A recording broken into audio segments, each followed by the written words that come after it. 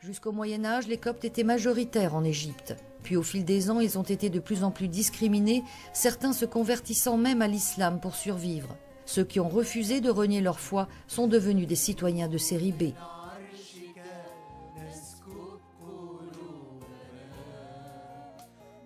La montée du fondamentalisme islamique aux alentours des années 70 a entraîné des vagues continues de persécutions.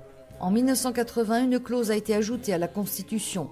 L'islam est la religion d'État, l'arabe la langue officielle et la charia islamique, source principale de ces lois. Entre 1981 et aujourd'hui, les attaques des fondamentalistes contre les Coptes ont fait des centaines de morts et provoqué la destruction de centaines de maisons, églises et commerces.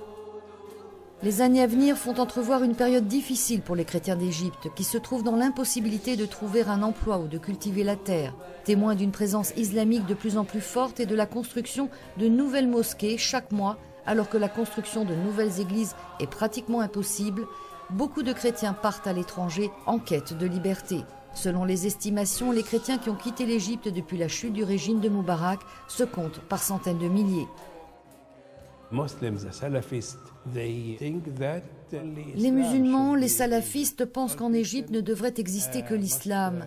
Tous les chrétiens doivent partir et ils nous disent « Partez au Canada ou en Amérique, vous avez tous des visas ». Et nous avons répondu « Non, c'est notre pays, nous resterons ici, car nous avons pour mission d'apporter la paix, le dialogue et l'accueil. Et nous faisons tout pour continuer ».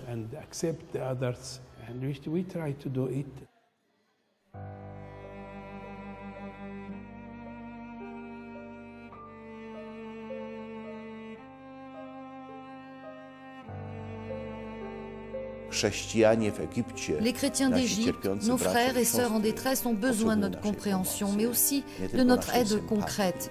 Il ne faut pas arrêter de penser à eux, de prier pour eux, mais aussi de les soutenir financièrement.